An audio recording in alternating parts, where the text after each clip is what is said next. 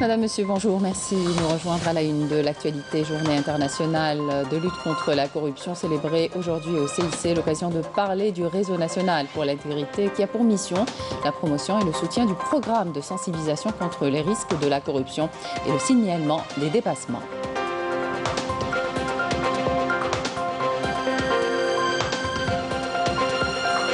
Depuis l'apparition de la pandémie en Algérie, un élan de solidarité s'est installé. En seulement quelques jours, plus de 1500 kits d'oxygénation collectés en ligne par l'association Algérien Solidaire.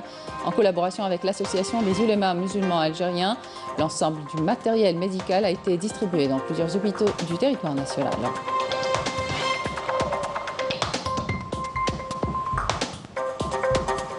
Et puis on ira à Chirchel pour découvrir le patrimoine archéologique de cette ville qui a porté le nom de Césarée de Maurétanie. L'association Fort de Chirchel a pour cheval de bataille la mise en œuvre de ce riche patrimoine.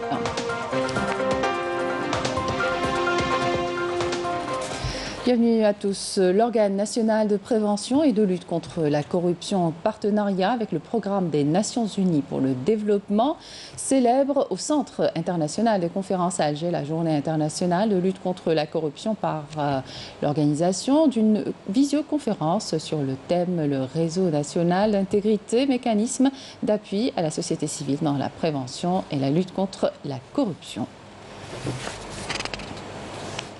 Parlons justement de ce réseau national pour l'intégrité qui est en fait une sorte de forum sous forme d'organigramme placé sous la tutelle de l'organe national de prévention et de lutte contre la corruption, un réseau qui a pour mission la promotion, le soutien du programme de sensibilisation contre les risques de la corruption et le signalement des dépassements ayant trait à la corruption. Karim Haïfa.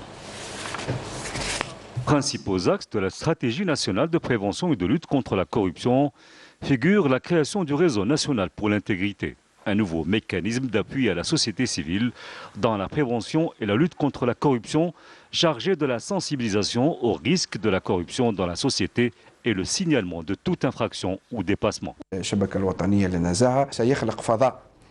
Le réseau national d'intégrité permettra de créer un espace pour que la société civile puisse échanger sur les bonnes pratiques et d'encadrer tous les travaux et les programmes qui ont pour objectif de sensibiliser, de promouvoir la culture et concept de la lutte contre la corruption. En vertu de la révision de la Constitution soumise à référendum le 1er novembre dernier, l'Office national de prévention et de lutte contre la corruption, actuellement simple organe consultatif, se verra investi d'un rôle de contrôle avec une nouvelle appellation, à savoir la Haute Autorité de transparence, de prévention et de lutte contre la corruption, qui accomplira donc des missions de contrôle en contribuant efficacement à la lutte contre toute forme de corruption. L'organe national de prévention de lutte contre la corruption travaillera dans le cadre de la loi en vigueur pour assurer une protection efficace à tout lanceur d'alerte dans le dispositif anticorruption. Pour rappel, le réseau national pour l'intégrité, placé sous la tutelle de l'ONPLC, est composé d'associations activant dans les domaines de la prévention et de la lutte contre la corruption, de la bonne gouvernance et des questions y afférentes. Des associations qui ont deux missions essentielles, à savoir la promotion et le soutien du programme de sensibilisation contre les risques de la corruption et le signalement des violations et des dépassements ayant trait à la corruption, quelle que soit leur forme. La situation épidémiologique en chiffres, 591 nouveaux cas confirmés de coronavirus, 498 guérisons et 12 décès ont été enregistrés par les autorités sanitaires du pays. Un bilan rendu public hier par le porte-parole du comité scientifique de suivi de l'évolution de la pandémie du coronavirus, le docteur Jamel Fourard. Je vous invite à l'écouter. Enregistré au cours des 24 dernières heures montrent les chiffres suivants: 591 nouveaux cas, 464 nouvelles hospitalisations, 498 patients guéris, 44 patients en soins intensifs et 12 décès. Avec la notification de 591 nouveaux cas, l'incidence au cours des 24 dernières heures est de 1,3 cas pour 100 000 habitants, sachant que 10 wilayas n'ont pas déclaré de cas durant les 24 dernières heures, 22 wilayas ont déclaré entre 1 et 9 cas et 16 wilayas ont déclaré 10 cas et plus. Pour ce qui est des décès, nous avons enregistré malheureusement 12 nouveaux décès au cours des 24 dernières heures, rahimahullah. Pour ce qui est des nouvelles hospitalisations durant les 24 dernières heures, leur nombre est de 464 nouveaux patients. Les patients guéris à ce jour, donc depuis le début de la pandémie, à ce jour, leur nombre est de 58 146 patients guéris, dont 498 au cours des 24 dernières heures. Pour ce qui est des soins intensifs, nous avons actuellement au niveau de nos hôpitaux 44 patients intubés en soins intensifs. Et pour terminer, nous réitérons toujours le même message, restez vigilants durant cette période, respectez scrupuleusement les mesures de prévention, notamment l'hygiène des mains, la distanciation sociale et surtout le port de masque obligatoire en tout lieu et en toutes circonstances. Nous allons à présent vous parler d'une collecte de fonds réalisée par l'association Algérien Solidaire en collaboration avec différentes associations. Une collecte qui permettra d'acheter plusieurs milliers de kits d'oxygénation et de ventilation non invasive destinés à des centaines d'hôpitaux en Algérie. C'est la seconde opération du genre que réalise cette association. Sachez que grâce à la première campagne, plus de 250 000 € ont été collectés. Reportage Walid Yousfi. Plus de 1500 kits d'oxygénation en seulement quelques jours. Défi relevé haut la main par les membres de l'association Algérien Solidaire en collaboration avec l'association des oulémas musulmans algériens. L'équivalent de 250 000 € récoltés lors d'une collecte de fonds en ligne. L'ensemble du matériel médical a été distribué dans plusieurs hôpitaux du territoire national. 300 hôpitaux algériens ont pu bénéficier de ces kits. Et sur les 48 wilayas que compte le pays. Les médecins algériens, les praticiens nous ont beaucoup sollicité pour premièrement nous dire merci, donc merci à vous, chers donateurs. Et puis, ils nous ont demandé beaucoup de renforts parce que ces kits respiratoires ont été magiques. Ces kits d'oxygénation et de ventilation non invasive sont constitués entre autres de masques avec plusieurs tailles et des filtres antiviraux et antibactériens. Le kit doit être assemblé hors des unités Covid puis être placé directement sur le patient. Après le succès de la première campagne, les membres de l'association se sont fixés un nouveau défi, plus ambitieux que le premier, celui d'atteindre les 5000 kits d'oxygénation et de ventilation non invasive. Cette pandémie, elle continue toujours, elle ne faiblit pas. Tout le monde parle de deuxième vague. On a l'impression que la vague continue. Nous comptons avec d'autres associations faire un deuxième acte sur le même mode opératoire. Grâce à vos dons, acheter beaucoup plus de kits. Et nous comptons acheter 5000 kits. Pour acheter ces 5000 kits, nous avons besoin de votre soutien, votre générosité. Donc n'hésitez surtout pas à donner, à contribuer, à parler autour de vous et à partager. Jusqu'à présent, pas moins de 50 000 € ont été récoltés grâce à la campagne de collecte de fonds en ligne sur le site de l'association. Une campagne qui reste ouverte jusqu'à la fin du mois courant. Du son et des images de haute qualité depuis hier sur les écrans télé des téléspectateurs djidjéliens. La télédiffusion analogique terrestre a cessé mardi à Djidjel avec le passage à la télédiffusion numérique à la station Mezriten. Grâce à cette technologie qui touchera d'ailleurs 19 wilayas, vous recevrez désormais 6 chaînes du bouquet de la télévision publique. Marim Damis. À la station Mezriten de Djidjel, la télédiffusion analogique terrestre a cessé en passant à la télédiffusion numérique. Cette technologie permet de recevoir les 6 chaînes de la télévision publique avec une qualité supérieure de son et d'image et offre l'avantage de ne pas requérir à de gros appareils ainsi qu'une consommation modérée d'énergie. Le matériel analogique est plus volumineux que celui du numérique. Concernant l'énergie, le système analogique consomme beaucoup plus d'énergie par rapport au numérique.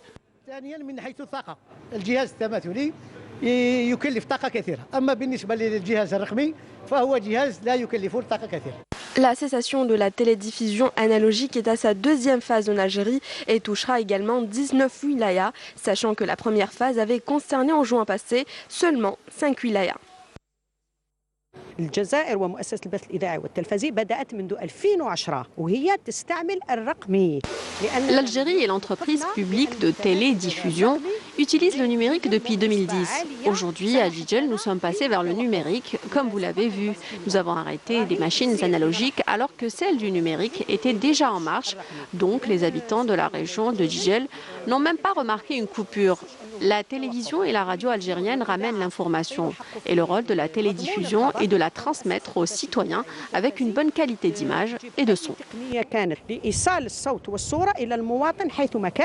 Cette opération s'inscrit dans le cadre de l'amélioration du service public en offrant une haute qualité d'image et de son. En revanche, la troisième phase est prévue pour le premier trimestre de l'année prochaine et concernera les wilayas restantes. Le ministre sahraoui des Affaires étrangères, Mohamed Salmoud Selk, a affirmé que l'agression marocaine qui se poursuit depuis 1975 contre le peuple sahraoui a causé une instabilité globale et durable dans toute la région.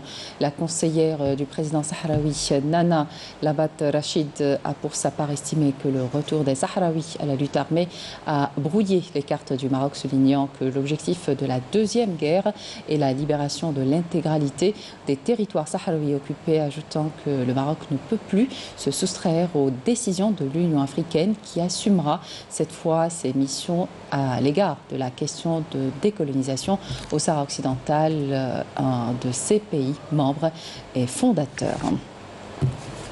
L'UNICEF exhorte les gouvernements à donner la priorité à la réouverture des écoles et à prendre toutes les mesures possibles pour les rendre aussi sûres que possible. Le responsable de l'éducation de l'UNICEF a déclaré que les écoles ne sont pas les principaux moteurs de cette pandémie.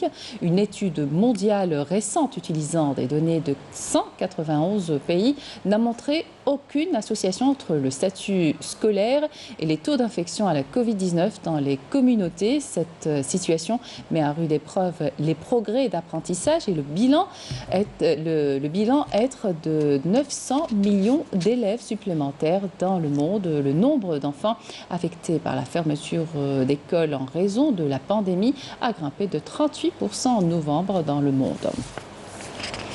La Californie fait face à un troisième rebond de l'épidémie. Son gouverneur a réinstauré lundi le confinement dans le sud de l'État, une mesure concernant plus de 20 millions d'habitants aux États-Unis, pays le plus touché au monde par la pandémie avec plus de 283 000 décès. Le président élu Joe Biden a promis de mener la campagne la plus efficace de l'histoire américaine avec l'objectif d'inoculer 100 millions de doses lors des 100 premiers jours de son mandat.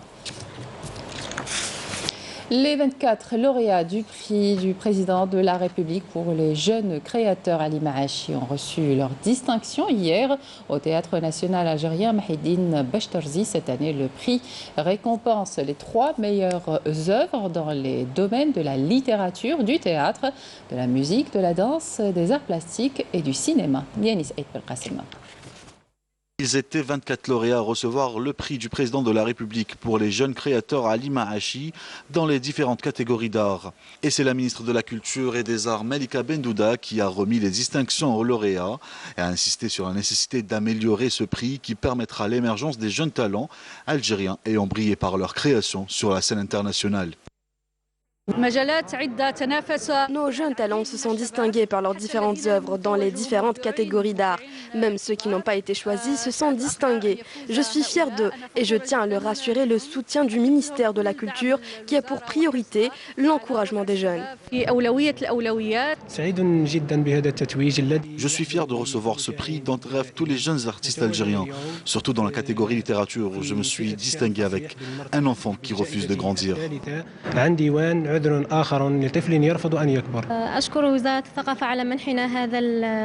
remercie le ministère de la Culture de nous avoir attribué ces prix, chose qui nous donne plus de courage et d'ambition. Dans le domaine de la littérature, le jury a attribué le premier prix du roman à Sabah Ahmed Delganou pour Watan Ma'a Waqf al-Tanfid. Dans le volet poésie, Rabah Fallah, Ashur Boudia et Fares Bira ont respectivement reçu les 3 prix de cette catégorie. Dans la catégorie cinéma et audiovisuel, les prix ont été attribués à Bachir Messaoud pour Rahim, Abdelrahman Harth pour Jamila au temps du Hirak et Abdallah Kada pour son œuvre Kayen ou La Makash.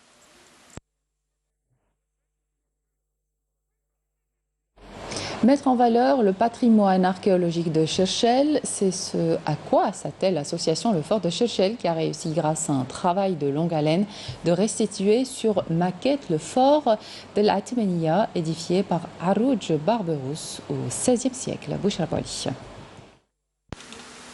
Ces hommes font partie des Amis du Fort de Chirchel, une association qui œuvre à mettre en valeur le patrimoine archéologique de l'ancienne Césarée de Mauritanie. Notre association est actuellement en train de préparer plusieurs dossiers en vue de permettre la classification et donc la réhabilitation des sites historiques et archéologiques de Cherchel, comme par exemple le caravansérail, l'école de la jeunesse ou encore la tour de Nabout. Ces sites avaient par le passé une très grande importance. Détruit totalement par les forces coloniales en 1860, le fort d'Al-Athmaniya fait justement partie de ces sites que l'association souhaite réhabiliter. Cette maquette, le représentant, est le fruit de 2 années de recherche qui ont permis sa restitution à partir d'une inscription turque. La gravure turque exposée au musée public national de Cherchel était le point de départ de ces recherches auxquelles ont pris part des scientifiques et des chercheurs universitaires afin de réhabiliter ce monument historique. Leur travail a permis de réaliser cette maquette qui reproduit le fort ottoman construit en 1518 par Arruç Barberousse dans cette ville. Une ville stratégique et antique qui renferme de très nombreux monuments historiques et d'innombrables sites archéologiques qui témoignent aujourd'hui encore de sa richesse et de son développement civilisationnel. Et c'est la fin de cette édition. Merci de votre attention. Tout de suite, les prévisions météo avec ML Arabi. Excellente suite de programme sur Canal Algérie.